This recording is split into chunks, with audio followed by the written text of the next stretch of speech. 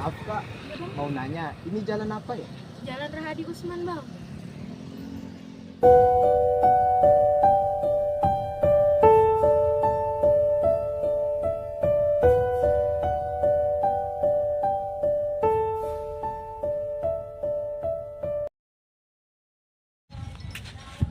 Woi, aku udah bisa nyatuin ke dalam film. Itu siapa? Nanti kakak ceritakan di dalam ya. Iya, iya, oke.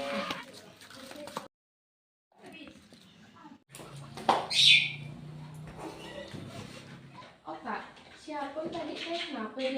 Oh tadi bang orang nanya, jalan apa sih dia teh katanya gitu, saya jawab jalan Hari Usman. Oh jadi sih jalan Usman? Iya. Ya aku tahu. Dan mana selalu nama Hadi Usman kan? Jadi gini ya cerita teh.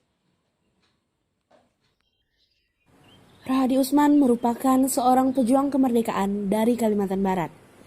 Ia lahir pada tanggal 1 Agustus 1925 di Pontianak, Provinsi Kalimantan Barat. Lahir dari pasangan suami istri bernama Ismail Osman dan Sutinah Harjo Sugondo.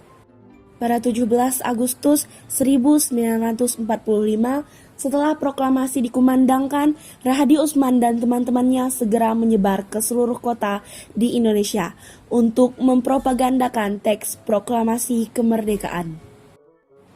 Rahadi Usman menerjunkan diri bersama teman-teman dan lapisan masyarakat dalam kancah perjuangan mempertahankan proklamasi kemerdekaan Indonesia.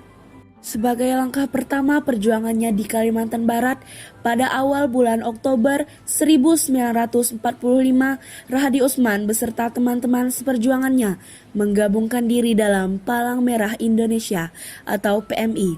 Pemakaian nama PMI ini hanya suatu siasat saja untuk memudahkan Rahadi Usman bersama teman-teman untuk sampai di Kalimantan Barat. Usaha tersebut mendapat restu dan persetujuan dari Pangeran Muhammad Nur yang saat itu menjabat menjadi Gubernur Kalimantan Barat.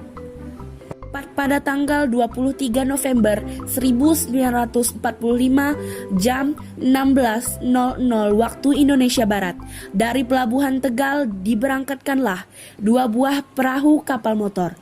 Kapal motor pertama bernama Sri Kayong yang ditumpangi oleh Rahadi Usman dan rombongan sebanyak 43 orang.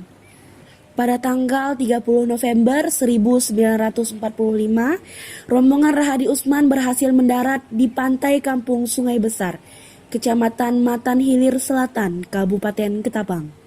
Setibanya rombongan di Sungai Besar, mereka diterima dan disambut baik oleh Kepala Kampung Sungai Besar yang bernama Haji Abdul Rahim Saleh.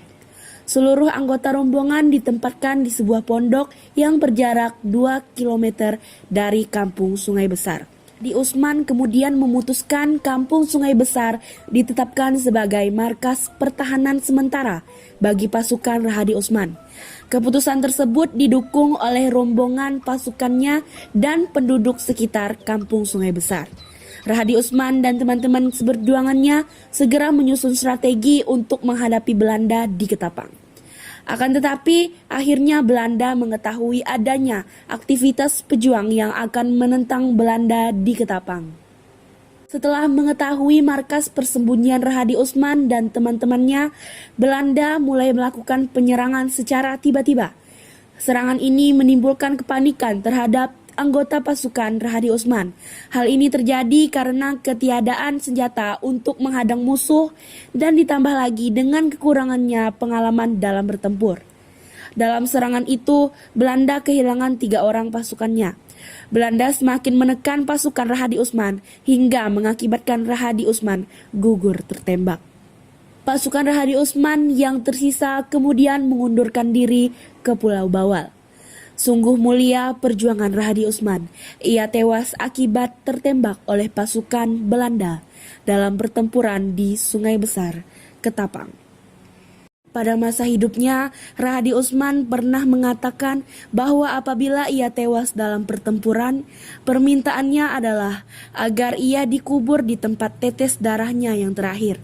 Dengan alasan tersebut, maka jasad Rahadi Usman dikuburkan di Kampung Sungai Besar, Kabupaten Ketapang.